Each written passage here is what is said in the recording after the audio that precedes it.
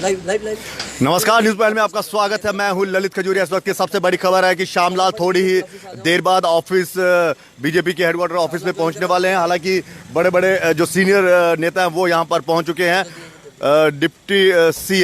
पूर्व deputy CM Kavinder Gupta यहां पर पहुंच चुके हैं। युद्धवीर सेठी आप देख सकते हैं यहां पर आए हैं। तो श्यामलाल शर्मा जो कांग्रेस के पूर्व विधायक थे और पूर्व मंत्री थे, वो अब भारतीय जनता पार्टी में शामिल होंगे। थोड़ी देर बाद वो यहाँ पर पहुँचने वाले हैं। तो एक कांग्रेस के लिए बहुत बड़ा झटका और भारतीय जनता पार्टी के लिए कहीं ना कहीं एक बहुत राहत भरी खबर है कि कांग्रेस का एक दिग्गज नेता जो हमेशा जम्मू की बात करता है और जिसकी जो आइडियोलॉजी है वो कहीं ना कहीं भारतीय जनता पार्टी के साथ मिलती जुलती है, आखिरकार उन्होंने अपना रास्ता बदल दिया। और जिस तरह से कयास लगाए जा रहे थे, बार बार अटकलों का बाजार गर्म था कि प्रधानमंत्री के दौरे के दौरान वो बीजेपी में शामिल हो सकते हैं। जो सकते वाली जो खबर थी वो पिछले 4-5 दिनों से चल रही थी कि श्यामलाल बहुत जल्द भारतीय जनता पार्टी में शामिल हो सकते हैं, लेकिन कंफर्म किसी भी न्यूज़ चैनल ने नहीं किया। लेकिन कल जब इस खबर को हमने कंफर्म किया तो आखिरकार उस खबर पर मोहर लग ही गई।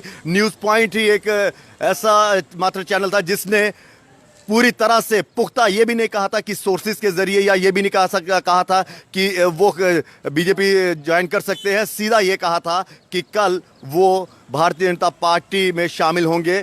उनका काफिला निकल चुका है और पार्टी के अध्यक्ष अरविंदर रैना यहाँ पर आ चुके हैं। उन्हीं से हम बात करेंगे। रविंदर साहब, आखिरकार जो आपका एक मकसद चल रहा था कि कांग्रेस के एक बड़े से लीडर को यहाँ पर लाना, वो शामिल हो रहे हैं। श्यामलाल, देखिए, कांग्रेस है ही कहाँ? कांग्रेस है ही नहीं है। कांग्रेस मुक्त भारत है। कांग्रेस के नेता जो आतंकवादियों को जी और साहब करके बुलाएंगे, भारत के सेना के आर्मी के जवानों को गालियां देंगे और कांग्रेस के बड़े बड़े नेता कहेंगे कि हमारे कार्यकर्ता मुजाहिदीन हैं, आतंकवादियों के साथ गठबंधन करेंगे। एनसी और पीडीपी के महबूबा मुफ्ती और उमर अब्दुल्ला ये बोल रहे हैं आज कि हमारे कार्यकर्ता मुजाहिदीन हैं। मुजाहिदीन का मतलब होता है आतंकवादी। जैसे एक आतंकवादियों का संगठन है हिजबुल मुजाहिदीन, अर्थात हिजबुल के आतंकवादी, लश्कर के मुजाहिदीन, जैशे मोहम्मद के मुजाहिदीन। अब तो पीडीपी और के मुजाहिदीन और एनसी के मुजाहिदीन हो गए। तो ये सवाल बनता है, ये जो एनसी और पीडीपी के बड़े लोग हैं बाकी वाले जी, श्री सुरजीत सिंह सलाथिया जी, ये आज जम्मू की जनता इनसे पूछती है सवाल कि क्या आप मुजाहिदीन हो? आपके बड़े नेताओं ने कह दिया है कि हम है और आज ये गठबंधन करके कांग्रेस के साथ रहेंगे। तो मैं तो पहले दिन से कहता था कांग्रेस पार्टी आतंकवादी, इसलिए अब कांग्रेस के लाल आपके लाल हो गए, तो कितनी मजबूती मिली? मैं ये कहता हूं जो देशभक्त है, जिसके दिल में हिंदुस्तान है, वो भारतीय जनता पार्टी में आएगा। वो कांग्रेस में रह नहीं सकता है। अच्छा, दूसरी पार्टी में जा सकता है।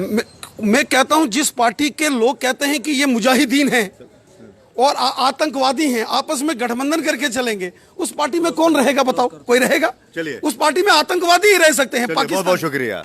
तो कांग्रेस जो है वो आतंकियों की पार्टी है, आतंकियों की भाषा बोलती है, ये कहना रविंदर रैना का। लेकिन इतना साफ है कि